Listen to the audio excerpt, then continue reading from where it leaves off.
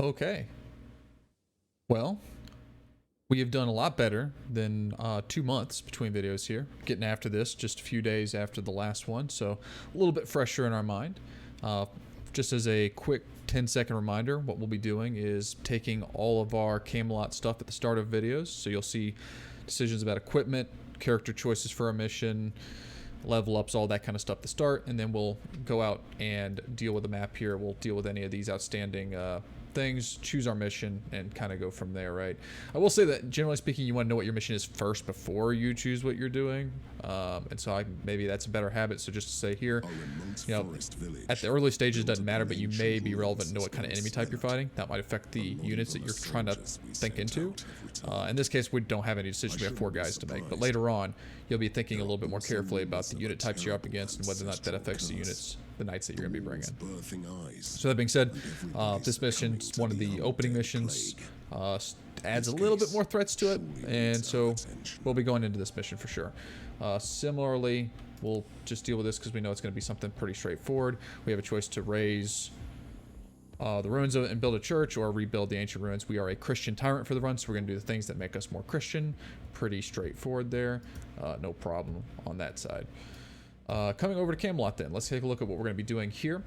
We're still building up Camelot, so our decisions here are pretty straightforward. We know that we want to get to training ground as soon as possible. For the training ground, we need the merchant. For the merchant, we need the cathedral. So pretty easy call. We're going to be building a cathedral to move this forward. We also have some decisions to make about roundtable assignments. Seeing as we just completed the last mission, we obviously want to give this title to Balin, I believe, because if memory serves me correct, he gets a Defender of the Bridge bonus. So he gets 100% more loyalty being the Defender of the Bridge. You kind of want him there. And these other things are just going to be aware of. We didn't really go into the traits as much in some of the other videos. These are things that you do need to be aware of here. For this guy, none of this really matters other than don't have him in an old faith party, right? I mean, this guy is a Christian tyrant, and he gets minus loyalty for old faith decisions. You don't play with this guy if you're doing an old faith playthrough. That's basically what that means. So for us, it's irrelevant. The Raider perk is nice, but that doesn't really affect our decisions much. But this loyalty perk, definitely relevant. So we'll go ahead and give him the assignment of Defender of the Bridge because he gets the most value out of that assignment, plus 4 loyalty instead of 2. And with that, we've got him a 10% bonus just by making that title. Kay has a 10% because he's got a title that helps him. And Lady Dendrain, there's not much we can do about her because she doesn't get any loyalty from court titles. So she's going to stay miserable. She's miserable enough at any rate. So even if we could get her more loyalty with a title, we'd probably still give it to Kay because we want Kay's damage, which is higher, to get more of a bonus. So that's where we're at with those court title decisions. Let's get into item decisions really quickly here. These will still be pretty straightforward for a time. We have 3 relics that we can equip here. One of them is obviously going to be going on our Vanguard. Our Vanguard is the only person who's going to be looking at doing backstab damage. And there's even a case to not take it because we're not currently playing a heavy backstab style yet. We will eventually. But I'd almost rather keep the damage bonus against the Lost because we're fighting Lost in the next mission. This is going to more consistently get value than this rune will. I'll keep it for later because I do think if we can't find anything better, this is still technically better than this sword, but in a Lost mission we're heading into, 100% keeping this weapon. For Mordred's sake, he still has the basic garbage rune of steel, so pretty much anything is better. We have a choice between a +1 to minimum damage or a 1 damage for 2 turns after each kill. The other slight difference here, if you're paying attention, is that this has a 5% armor break, and the minimum one has a 10% armor break for the sacrifice of 1 to maximum damage. We're not fighting a lot of units with armor, but the units we do fight with armor matter a lot. And additionally, I kind of favor weapon consistency over top end. So what I mean by that is this does 5 to 10, this does 6 to 9. I like this better because it more consistently tells me what I'm going to get. So I can play my terms more accurately than this 50% spread on the weapon damage. So this just gives me more consistency. Consistency I like. It allows me to have more confidence in my plans. We're going to go with consistency. As it relates to armor sigils here, we'll look at our heavy armor sigil, see if it's any better. We can regain 2 HP when resting or regain 2 vitality when drinking potions. We're not planning on losing vitality, so we're not going to take the new sigil there. We have a medium armor sigil. Make us think about regain 3 HP when drinking potions or +1 injury token. We're not planning on taking injuries. We're not planning on needing to regain a lot of HP. I'd rather take less damage from range attacks based on this, because this guy's likely to take chip damage from an archer from every now and again. I'm not planning on drinking potions. If I do, there's a problem, and the 3 HP is not going to make a huge difference there. So these are really subtle decisions, but we could take any of these sigils and it'd be okay. It's not really going to make a big difference for us. The one thing that is worth mentioning that I spoke too quickly about is this armor sigil gives us more armor at the expense of HP. Armor is better than HP, so I kind of like that. It's because this armor here, if we're thinking about armor, will reduce damage consistently across hits. At this low of an HP total, the +2 armor for 5 HP is probably pretty balanced. And so I'm more interested probably in the perk than I am just getting more armor for armor's sake. It is, before I commit to that, the lost do 1 to 3 damage, and so the armor would fully cover damage hits in the case of like the little puny lost. So you couldn't go wrong with this. It's a really niche min-max decision on this one, and these are both really trash options. So we're not going to overthink it any further than that. And then last but not least on this one, obviously this is just better on HP, better on armor. We're not getting any benefit from the old one. We take the rare over the other. Coming on to trinket decisions here, we have a champion-only trinket. It's blue. We like blue. We don't have one. We're going to take it. Worth noting that this gives us 5% damage until the end of the counter for each hit we receive. That's great, better on like a tank, on Mordred per se, than it is on K, because we don't plan on K taking hits, but it's a nice bonus. I mean, we could take a crossbow hit, and then that's going to give us a little bit. And the movement bonus can be nice if if we find ourselves in a niche situation, take advantage of it. So we'll put that on there. For Mordred, very clearly good for Mordred. He knocks people down a lot. +2 damage against knocks down units is a huge damage increase for him. For a guy that's doing 69 damage, and let's say that he bins like low rolls on 6, this is a 33% damage increase on knockdown targets on his min value. That's pretty good. So we'll take it because that does what he's doing. And then for the marksman, 3 AP for the first turn of each encounter, or +1 turn burning duration. I'm going to take the move AP, because during the first turn of the encounter, you really frequently do want to get your marksman adjusted a little bit. And with Dendrain, she has 8 action points. Her abilities cost 4 each, so I can't move if I want to shoot twice. On the first encounter, this allows me to at least shift a little bit, 3 movement steps, and still get 2 shots off. That's a huge damage potential increase over +1 burning duration that I very seldom get value out of. So this is very good for what our plan is for her. So we'll keep that. We do get 1 extra potion of apply. I am actually with some already going to put it on Dendrain, because she can very easily take HP damage from an archer shot. So having a backup potion could be relevant for her. And I'm not expecting Mordred to have to, with the combination of his shield and armor, he's not going to likely need to use it. Even though he's the most likely one to take a hit, he's the best at taking hits. Last but not least, let's come to our skill point decisions here. I'll very briefly hit on some of the considerations here. First and foremost, robust, +10% vitality from accessories tinctures, +10% HP from armor sigils. Let's understand what this does for us and explain why this is not great. With this thing here, it's going to give us 3 HP and less than 1 armor, maybe round up to 1 armor. Not armor, I'm sorry, vitality and HP. That's my bad here. Vitality and HP from armor sigils. So this is doing nothing for us. We're not getting vitality off this, so it's literally 3 HP for 2 skill points. Not great. Damage received from Overwatch attacks and opportunity attacks is reduced by 30%. This requires me to want to do a bad decision to get value. So I would take 30% less damage by purposefully making a bad play. You shouldn't be taking unnecessary Overwatch hits. You shouldn't be taking opportunity attacks. This is 2 skill points to do nothing. 10% more weapon damage. We reviewed this before. This is going to move my damage from 6 to 9 to at best 7 to 10 if it rounds up generously. And so 2 AP for 1 damage doesn't make me excited. And then last but not least, unyielding. This one actually has some merit maybe later on, but we don't take enough HP damage to justify this. This can work in some builds and some methods of play. I don't want to snore on this completely. Regaining HP for swinging your weapon seems like a pretty good deal, with especially how much you swing it. That can keep you topped up without having to rely on HP potions. But again, with the way we're trying to play, we're not planning on taking hits, so let's look at what gives us damage or other features. So first thing I want to call out here is Shield Charge. Shield Charge cooldown reduced by 1. It has a standard cooldown of 3 turns. It goes down to being able to be used every other turn. I like that. It gives me a lot of versatility for probably my best skill on my hero. This is a no-brainer. The alternative is 25% more weapon damage on Shield Charge. So we go from 50% to 75%. That's a interesting idea, but it's not one that's going to do a whole lot.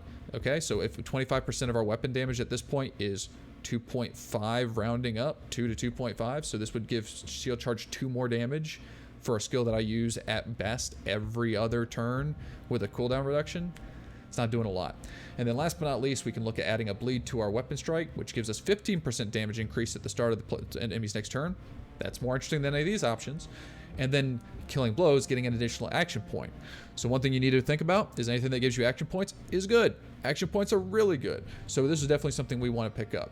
So for the purposes of what I'm going to do here, I didn't really evaluate Stigma. I will evaluate that later. I will get these upgrades probably later because they're better than alternatives. But I like 8 action points and I like reduced cooldown. So we're going to make those decisions for now to kind of end this very long assessment of why we're doing what we're doing. Looking into K here.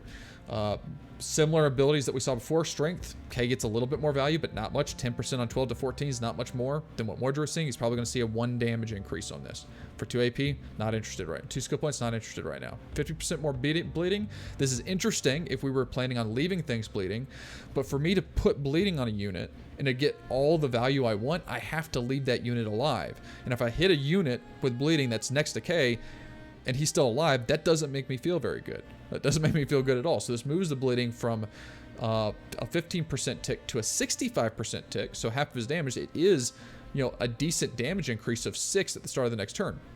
Nothing to snore at. I don't think that's what I want right now, because I don't want to have to wait to the end of a turn for that to come into effect. I don't have to wait to kill something and then reposition to something else. We even saw in the last video a couple situations where I did try to wait for a burn or wait for a bleed, and it put my character in a position that they had to be a little inefficient with the rest of their turn. So I'd rather things just die.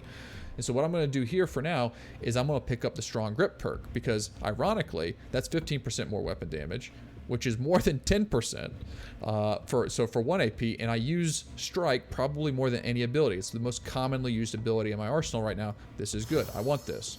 Similarly, I like Death Strike. Giving Death Strike 15% more damage means that I'm going to be able to more reliably one-tap things with this ability. This ability already does tremendous damage, so we get a lot of value increase in giving it more damage. I like that. There is a short call out for Cleave here. The bonus on Cleave is not bad. Plus 20% weapon damage to the center target means that it's going to do 95% damage to the middle target, and then it's going to splash the other target. This gives a level of consistency to this ability that's very nice, but it's with at least the way I play, I don't find as many opportunities to get good cleaves. I'm more putting K in duels to take out single targets. And so with the style that I choose to play K, this is better for me for the way I'm choosing to play. I can see ways that you could set up K to get this more consistently. I just think it's a riskier way to play, and I don't like to play that way. So personal preference on that choice. All right, so those are our skill abilities. Those are our items. We've done all of the stuff that we've intended to do with assessing our characters. We'll go ahead and get in the mission. I know I spent a little bit longer in Camelot here, and ironically, as we get more complex, we will probably do more of that. I'm going to try to watch the time that we spend in this, because these videos are already starting to get a little long, and so we'll assess how that's feeling and maybe get a little bit more, get a bit less detailed on those decisions as time goes on. But we'll wait feedback and see how it goes. So let's go ahead and take our mission here. We know what we're going to be putting into the party here, and here we go. Want to call out, not excited about having Lady Dindrain in this. We did not upgrade Lady Dindrain's weapon, which was already pitiful in the last mission. Marksmans are already less good than some of the other classes, and so we really do have a boat anchor in Lady Dindrain right now. I also don't want Dindrain on the front, so we'll move her to the back so that's safer for her. I need to remember how this map looks. Okay. And we get introduced to Surrector. Surrector is actually a unit that we will be using this playthrough, as he is a Christian tyrant. He fits exactly what we're trying to do, so we will be playing with this guy. This opening fight is not really that big of a threat. Things I want to call out: we got 3 units. We have Ector, who is a NPC controlled character, which means that he is not going to do what we want him to. So we have a lot of incentive to end this fight on the first turn or take damage for him if we need to. So for K's sake here, this is the target that he can attack better than anybody else. So we're going to move him in, fully confident that he can one-tap this unit, either with his regular strike or with a death strike. And I did not see these units to the side. Fortunately, they're not relevant to the fight, but I should have scanned my minimap here and noticed that these were off screen for me. Not paying attention to them is a mistake. We should have noticed these guys here. Also want to call out, these are units we've seen before. I'm not going to look at the unit card. We know these guys have the ability to swing twice in melee range for a 1 to 3 damage. So not very respectful. So with our initial strike here, we have a 33% chance, I think, 50% chance to one-tap this guy if we just swing into him. The bleed is likely to cause him to finish because he'll do 1 to 2 damage to the bleed. So most of the time we kill him with a bleed, but we're going to go ahead and take the death strike anyway. Oh, we can't use the death strike. And that is what you call a misclick. Oh no. All right, well, there goes a great misclick to try to click off that and take an unnecessary point of armor damage. With some irony, it does mean we reliably kill this guy, so yay. But the reason that we couldn't use Death Strike is Death Strike is a 5 AP ability. We only had 4 AP left, so misplay on my part in a couple places. Good start. We do have bonus movement AP because of the armor sigil we have, so that's great, I guess, and that we have tons of movement AP to use. But we'll wait to consider where we want to position him in a minute. For Mordred can't do anything terribly helpful here other than charge something, which works for us because we don't want these guys hitting things. And so my plan is that Balin and Dindrain should be able to kill this commoner. Mordred should be able to disable that commoner. So we're going to execute that strategy. We'll move Balin over here to see if we can get this backstab, get out of Dindrain's way. Also worth acknowledging, these guys were also off screen. I know for sure they weren't on the minimap though, so we revealed these guys by moving Balin over here. We got very lucky in that these guys are out of range of Balin, but that is worth acknowledging. Dinrain will take her kill on this guy, and she'll take a shot on this guy before Mordred gets in the way. We could decide whether to put a burn on him or not. I'm going to keep the burn for later because this guy's not going to last long enough for us to get value. We'll move Dindrain forward after Mordred. Put her in a position that we would like, and so we need Mordred to move forward just enough to get in range for his charge. We're going to see if this works. Oh, this is frustrating. I'm trying to get just enough AP to get in the range, but unfortunately we had to shimmy more than I wanted. But that disables our commoner opponent, and we'll keep the AP because moving forward doesn't make any sense. We'll take Dindrain, move her closer so she's relevant in the fight from a range perspective. K, I want K to be in range of the Lost when they get there. I want them to intercept the one going to Mordred so he doesn't tie up Mordred in his zone of control. So I'm going to cover Mordred's side here so Mordred can make sure he finishes this guy if we need to. This puts K to deal with this threat. These three threats are a possible problem. Balin is going to be surrounded. I don't feel good about that at all, actually. So this could be a problem for us to make because he's going to have be locked in 2 zones of control, and he may end up taking a hit before we can reinforce him. But we have to live with our stupid decisions such as they are, and so we'll make the best of the situation. All right, so looks like we're going to focus on this side first because this is the side that concerns me the most. We're going to have Dindrain kill this target. We'll see how Balin does with his duel on this commoner. If he can 2-tap it, that's going to give him very good flexibility, and it does. And I would like to get him out of range of this guy, but I don't think that that's going to be doable. He will take 1 hit from this commoner, and there's nothing we can do about it. So we will go ahead and put a burn on this guy, or just a regular hit. Does not really matter. It's about the same damage. We'll just take a regular hit. We will low roll that hit because that's what we do.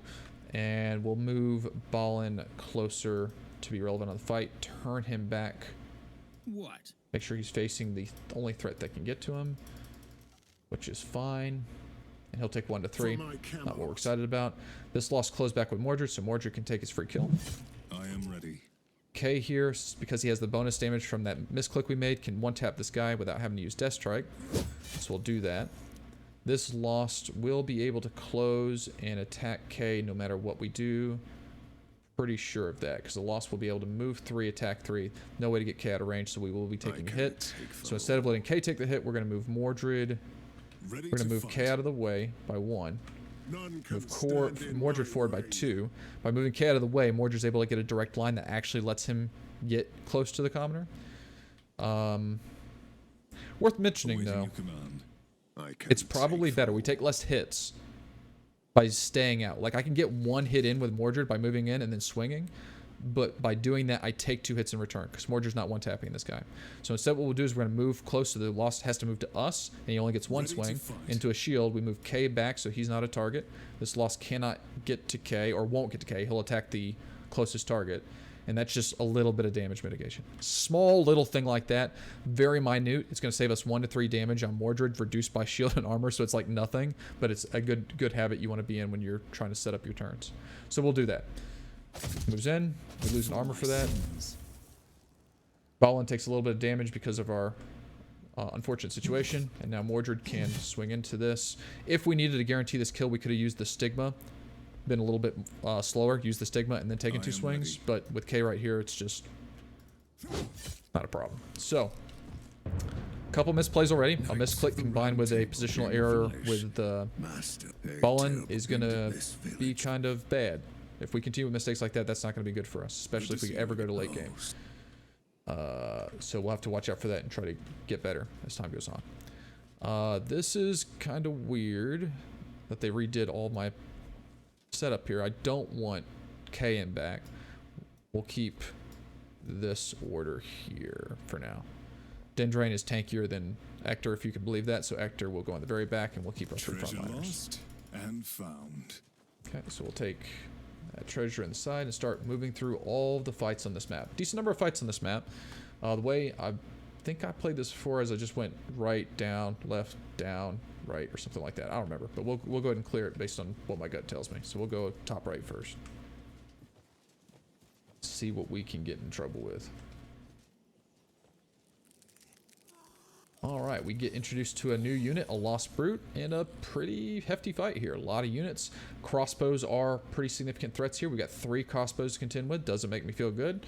And then the Lost Brute. So, like the regular Lost, just bigger with more AP and same damage, right? So he's got more AP so he can move a little bit further, but he can only attack a max of 2 turns.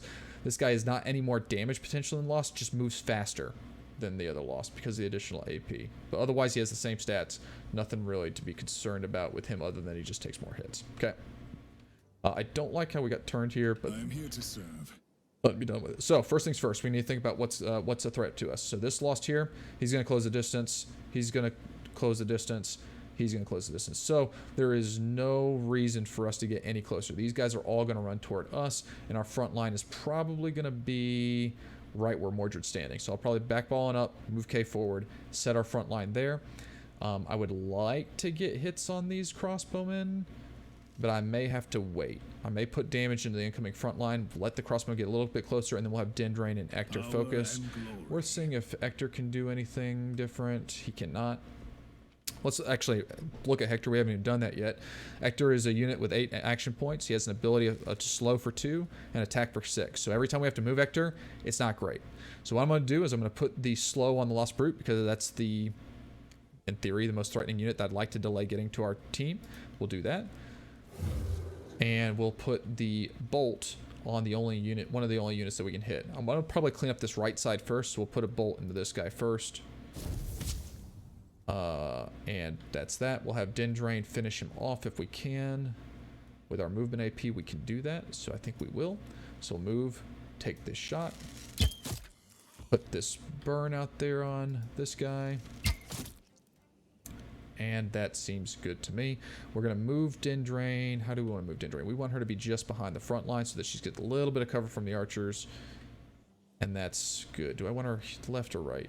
It's just a minor thing. I think I'm going to center her for now. Okay, as we talked about, we're going to move him forward 1 and chill. Let them close as best we can. With Balin here, we're going to back him up by 1, and we're going to use his AP to definitely hit a hide and then throw some traps down. So we can do a hide and 2 traps. I want to do the hide last because if I hide and then throw traps, then the traps will break. His hide ability doesn't feel good. And the only real reason I'm choosing to hide is I don't want this Lost Crossbowman putting a bolt into his face. Bolts to faces hurt. We would like our faces to be not hurt. This Lost, we can slow him up even further with this bear trap because he's going to run straight forward toward K, eat another bear trap, and that's just extra DPS, so guaranteed DPS is good. We'll take it. Hit our hide here, and this will be our turn. We've got our position set for how we want the battle line to be joined. We'll wait for them to come to us, see how it goes. We are accepting crossbow damage. I think only this one this turn, and then these two guys should be following up pretty soon after. All right, so that's our turn. We'll accept that we're giving up AP. Took the first crossbow bolt to K, I think? Yeah, I think K. And accelerated all the turns. Okay, so crossbowmen I've started to close within range here. We need to figure out ways that we want to deal with them. Ector is pretty good for popping these guys. If memory serves me correct, he does 12 to 15 damage. Well, that just so happens to be perfect for killing crossbowmen. So we're going to take advantage of that. We're going to go ahead and pop this crossbowman on the side almost certainly. We need to see what Dindrain can do. I would love for Dindrain to start hitting these crossbowmen, but regrettably she cannot because of the obstruction on the Lost in her way. So we will be taking another 2 crossbow bolts almost certainly this turn, but we can eliminate 1 crossbow bolt with Ector. So we'll take that. For our next turn here, we got to decide how we want this line to be joined. We want to be a little careful with the losses that are coming in, with this guy coming in, so this guy is going to be able to move in his strike. So ideally, we would want to do one of 2 things. We would want to join the line and eliminate these 3 targets if we can, or we eliminate the closest 2 and then back up out of range. That's kind of the options that we have here. We're going to let Balin get the most out of his surprise damage, so he'll move forward 1 and take this, what will almost certainly be a guaranteed kill, doing a decent volume of damage there. We could move him toward this Lost Commoner, and with support of Dindrain, he might be able to get a kill, but he would only be able to get a kill and then not be able to hide again. That puts him very vulnerable for how I think this turn is going to go, and that doesn't feel too good to me. And so instead, what I'd like to do is... I'll shoot. I want Dindrain to shoot twice if I can, so I might go ahead and put damage either in this commoner here or in this brute here. She has an actual percentage chance to kill this commoner, which is nice. She has no chance of killing this brute. There's no world that this brute actually dies to the damage that she puts out. So we're going to go for this. So we'll put our 2 damage there, and she has no chance to kill this guy either. That's, again, terrible. We have to decide if 5 more damage here is better than 5 damage here. It does guarantee that she can kill him next turn, so we'll just continue focus firing this target. K is going to have to kill this target so he can be relevant, so we'll do that. And we'll acknowledge that K cannot do anything else to contribute, which is going to influence how we play this significantly. And so because of that, and because this Lost can move to and strike, what I'm likely to decide is to not engage any further. I am likely to back up a step to get out of range, and then let these guys continue to close with us, except a couple more crossbow bolts. Though we may not be able to do that now I think about it, because Dindrain's out of action points. We actually can't move the line back any further than Dindrain, and so it's just a matter of deciding who's going to take hits. I'm here to serve. Which is going to be Mordred. Mordred will be taking hits. What are we waiting for? So with that being said, we know what our problem is. We can decide how to charge Mordred in at this point. Removing this loss from the equation could be good. And that actually opens up another option that I hadn't considered, in that with this loss down, that's only 1 loss that can close the line with us. And even he can't do that much if we back up Balin. Make up your mind. So I think that's what we're going to do. If we're going to hide Balin for 2 and move him back here. We'll let that loss close. Yeah, we'll let this loss close, and he's going to go 1, 2. We'll back up 1 more, actually. 1 more, hide. That's fine. We'll back up Ector by 1. Time to feed the ravens. No mercy. We'll let Mordred take the shield hit from this commoner, so we can hold the line here. Like so. I am here to serve. And then K. I don't normally like to do overwatches, but it might be a good spot for an overwatch, because this guy's going to just roll in here, and then we can get him out of the way. That saves us 4 AP having to hit him back. So that's something to consider. I think that's what we're going to do. So we'll do that for now. This is our line. I don't want to do that on Mordred, because by reserving 5 AP, I get 2 back. So if Mordred's going to swing on this guy, then overwatching is good for him as well. So we'll overwatch here. Worth noting that this overwatch gives us the most flexibility, but it does open up our side, the side of our shield, this crossbow. I think this crossbow is going to hit K though, so it does not matter. We got our turn. All right. Crossbow bolts into K. Okay, seems good. All right, this is good. So now we can go ahead and take advantage of the surprise attack damage with Balin. I think he can get a 1-tap from the front. We can't get a backstab, so there's no point in trying, so we'll do the most AP efficient play. Move him in. Take this. Excellent. And then he can take another hit from the side here to make Mordred's job even easier. Mordred now has a guaranteed kill, like so. Your Highness? K has a ton of movement AP because of because of his situation. So what I'd like to do is something a little different here. So with K being able to move literally all over the map here, I want to clear this commoner off him so he can do that. So what's going to happen here is Dendrain is going to shift over 1, even though it means she can only shoot once, to kill this target to free up K. So K doesn't have to use his AP. Hector can only... Well, Hector can kill one of those guys. So let's see how Mordred does here. He's going to need help. Ready to fight. He's going to need a lot of help. Serve the Lord. So does this get in the way? It's going to take both Hector and Mordred probably to kill this brute.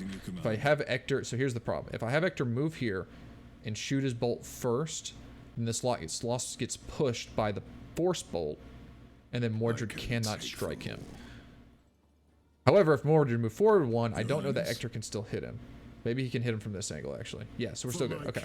So move forward 1, strike once. Move here. Strike him with a force bolt. That gives K a wide open run for these guys. He can almost get there without using any... Problem is I can't cleave. That's the only thing that kind of sucks about this, but we can still get adjacent to these targets. And just by being adjacent to them, that means that they cannot return effective damage. So even if he does turn and shoot K at point blank range, the damage is halved. Just because the way that ranged units work, they lose 50% of their damage when there's a melee unit adjacent to them. Okay, so that's why we're going for that. We don't have anything else we can really do here. We'll move Dendrain behind cover. And that's our turn. Did take the point blank shot, did essentially nothing. From a health totals perspective, we have taken a little bit of bite damage from those crossbow bolts. Those things are always nasty. But other than that, ironically, Kay's is pretty much the only one that took damage. I don't think we actually took any of the common lost hits at all that I can remember. I think we managed to mitigate all that forward damage. So that's worth talking about. Alright, we go through the narrative because we don't care about the narrative. Director lets us know that he's a bad person, and we just move on. With that being said, we have to make a decision about this fire here. We've stripped 2 armor on K, 1 armor on Mordred, 1 on Balin. No effective HP loss, so we could decide to take this fire to replenish our armor. That can be a good call, but I think I'm going to save it just in case a fight goes bad and we want to regenerate a larger pool of resources. So we could get more armor back, we get some HP back if we need it. There are 3 fires on the map to be realistic, so I don't know. I think it might be way too conservative, but it's one of those things that's kind of better safe than sorry with the fires, in my opinion. All right, so continuing to move along here, we will move to our next fight. Fear me, hate me, despise me, revere me. I don't care. Just here. All that matters is that the realm survives.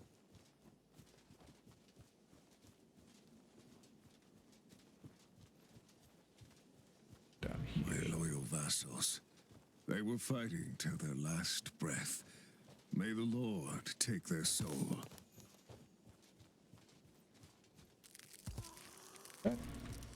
We have another fight now where we have a surround on us, so we have to worry about our backline. So far, only common units to be concerned about. Oh, and crossbowmen here aside, so crossbowmen definitely a priority. Worth noting, this crossbowman does have cover, I believe. So I don't know how this is going to work. It looks like the force bolt does not care, and so I'm very tempted to use this force bolt here to remove the highest priority target from the fight. See how that works? It does. No problem. So we have that going for us, and we need to choke up these sides here. We have the front to worry about and the sides. Awaiting your command. So we have the most targets approaching from the front with 4, 3 from the back that are already staggered for us.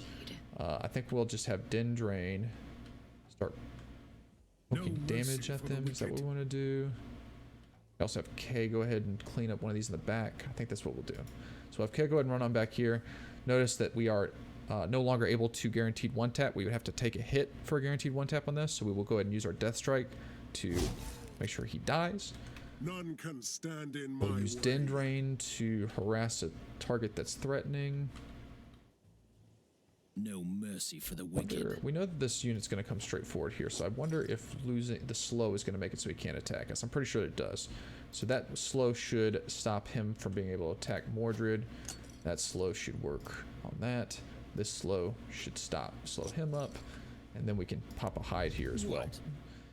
Mordred can stay exactly where he is, because this slow will prevent him from being able to strike, if memory serves me correct. No mercy for the wicked. And then Dendrain can just harass something. I think there is a chance that she can one-tap this guy, so I want to get value out of the trap. I'm going to leave this guy here and let him close. I'll just put damage into this guy. Maybe she can take care of him.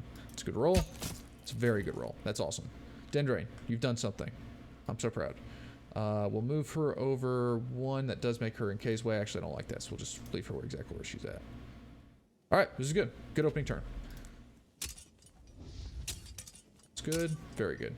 Awesome. So we got value out of all of our traps, which is good. We do have a crossbowman revealed. That doesn't make me feel great, so we want to make sure we prioritize that. But let's go ahead and get our value out of Bond here. He low rolled me on his hits, so he will have to strike again to guarantee this kill. Sinners shall bleed. For Mordred's sake, Ready.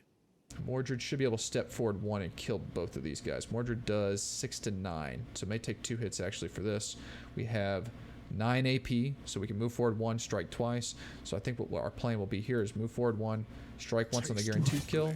We'll do a stigma to improve our chances of one hitting this guy, which moves our, yeah, it just moves our percentage up just a little bit. Excellent, managed to hit that very well.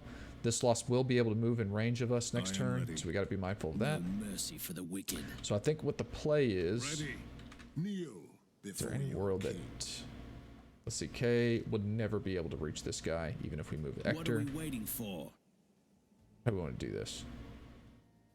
So I think the play is to kill this guy with Dendrain. What? That means Hector won't be able to move. So Ector kills this Lost. Yes. Ector will slow this Lost so he can't hit Mordred and kill this Lost. That's the play. Alright.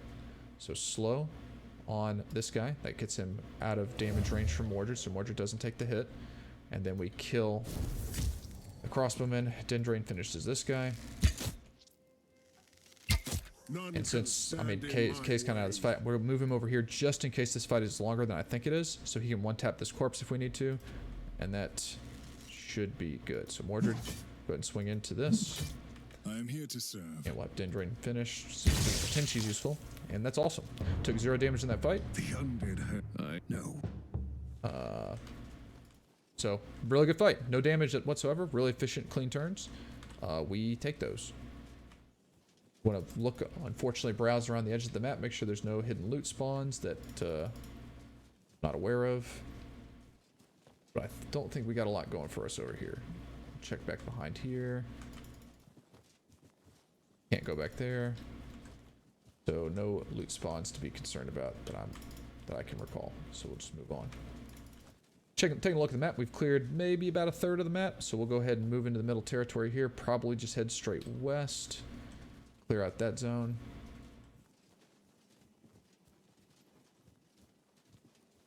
Continuing to look around. These villagers were Best as we unaffected can. by the curse, yet they got slaughtered by I don't swordsmen. remember checking up here. This is strange. Let me just check here, make sure there's nothing here. Yeah, we did check this tree. We would be on here. Fog of War's been revealed all here, so there's nothing here that we've missed. Straight in this fight.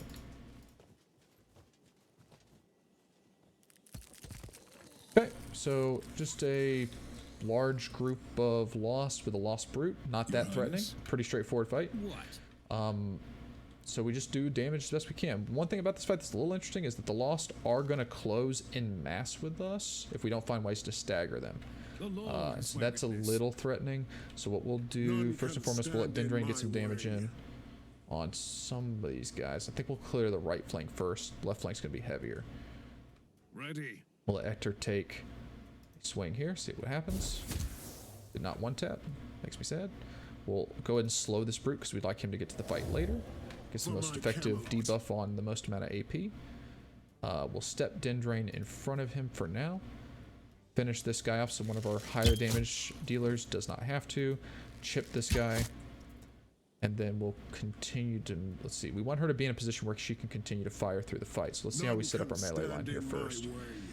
We don't want to move any further forward. The units are all out of our current range. Awaiting your command. So what we'll do, step back, bear trap up the lines that we know that they'll be moving through. Know somebody will move through there. And we'll probably take a hide here, though there's no real reason to. The question is whether or not the bonus damage from hide is better than the bear trap damage. Bear trap damage is probably more than the damage increase from here, so we'll just take the bear trap damage. The question is, can we guarantee an approach?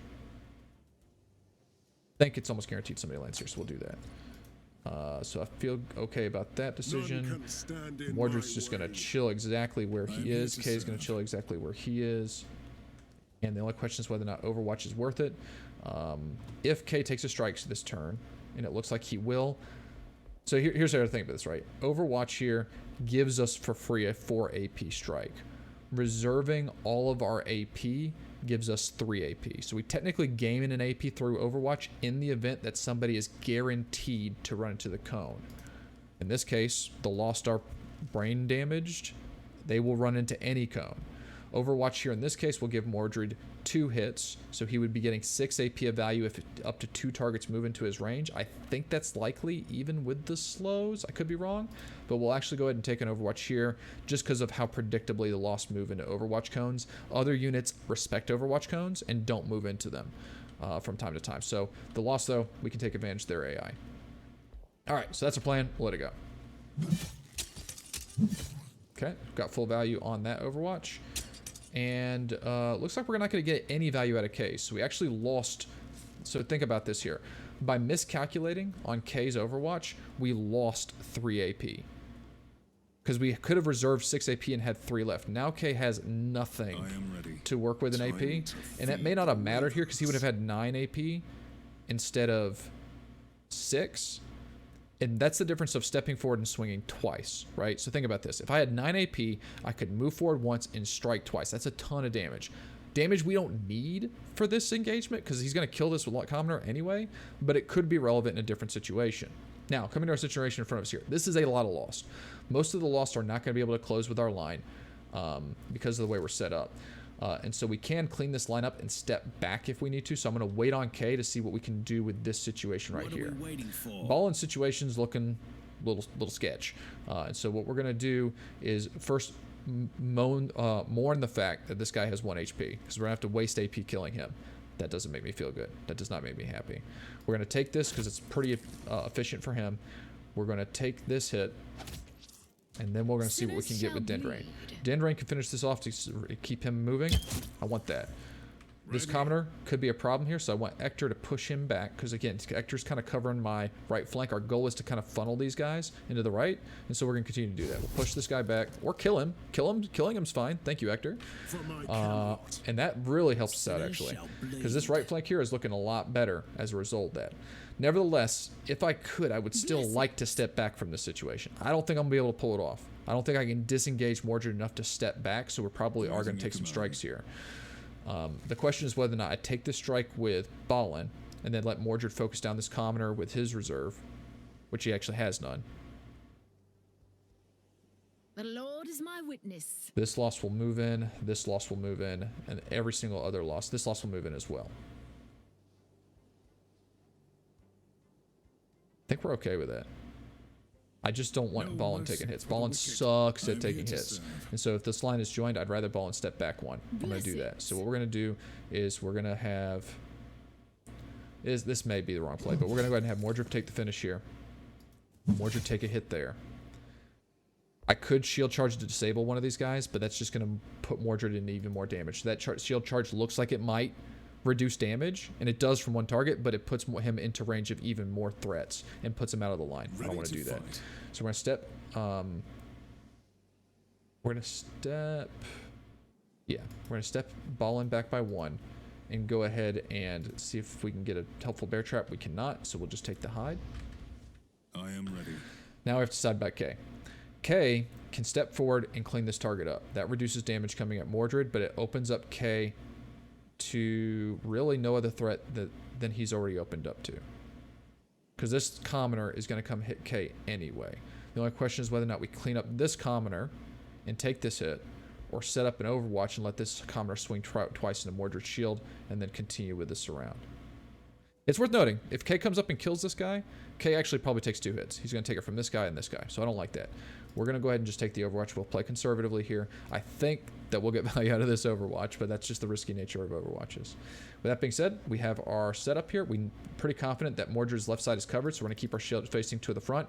Mordred will take hits from here, here, and probably here as well. But you'll be able to kind of see the value of armor and shield working together here, even though he's going to probably take about 4 hits in this exchange. So we'll see how it goes.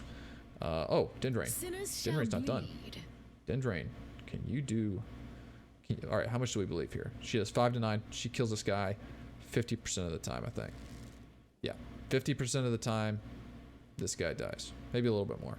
Ready? Lucky? Oh my gosh, we got it. Nailed it. That actually doesn't reduce damage coming our way, but it's nice to have a target down. We'll call it for what it is. All right, cool. End the turn. So that guy comes forward, takes a hit, takes a hit. All right. So Mordred took, what, 2, 3, 4 hits in that exchange? And he lost, I think, an armor point. No HP damage, 1 armor on. It's not bad. The strength of the shield and a decent armor pull is really good. Now, in K's case here, K has one of the few situations where he can actually get value out of a cleave. That value divides damage across these targets, and so it would be, in some situations, it would be worth asking the question whether or not the death strike to eliminate a target is better than the cleave, even though the cleave does significantly more damage than a single death strike.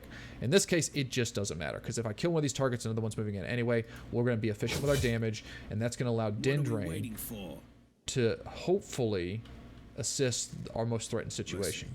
We need Ballin to move out of the way, because Ballin's kind of being a jerk right now. So we're going to have Ballin step forward so she has an angle. He's going to focus down this Commoner, and then he's going to put his remaining DPS into the Brute. The Lord is Dendrain still doesn't have an angle. She's just like that. And so we have to unfortunately make it so she only take 1 attack. We'll move her back by 1 and allow her to take this strike. Like so. We'll see how Mordred's situation goes. I think Mordred can only attack twice. He's got 7 AP, so he can't Stigma. He can only do 2 hits and then rest, which is kind of unfortunate because this Brute's going to live almost certainly. And unless Mordred's really lucky here, this Brute is surviving this turn.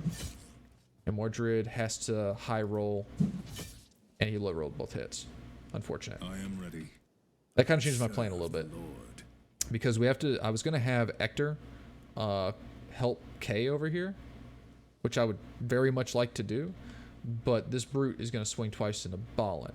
And even K is better than Ballin at taking hits.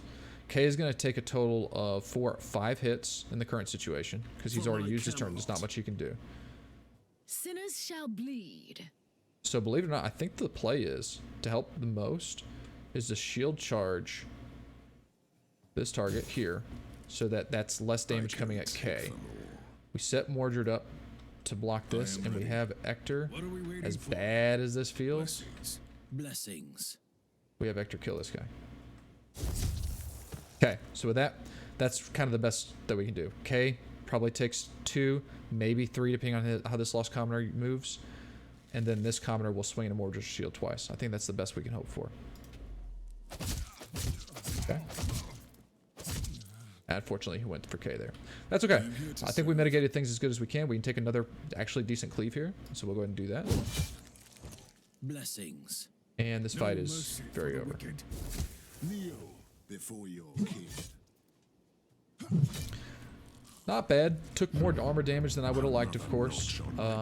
Especially on K. Don't like to see that. But I think we did the best we could to mitigate damage coming our way in that situation. This is a point where we are down to about half armor that I would very much consider using a campfire. I may go ahead and use this one because it's closer. And I'm kind of content with that.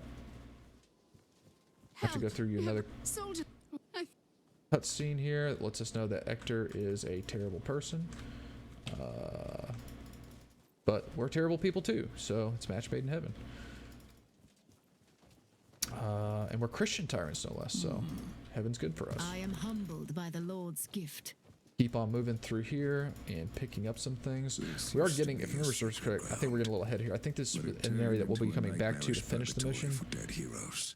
But Badly minded, whatever. I admit. As we said, we'll take the I rest so we must can replenish our cleanse armor this totals place. from some of the chip we've taken. So we are filled up and ready to go. I think there's a few loot spawns out here, so I might as well clear these loot spawns, even though we're coming back here.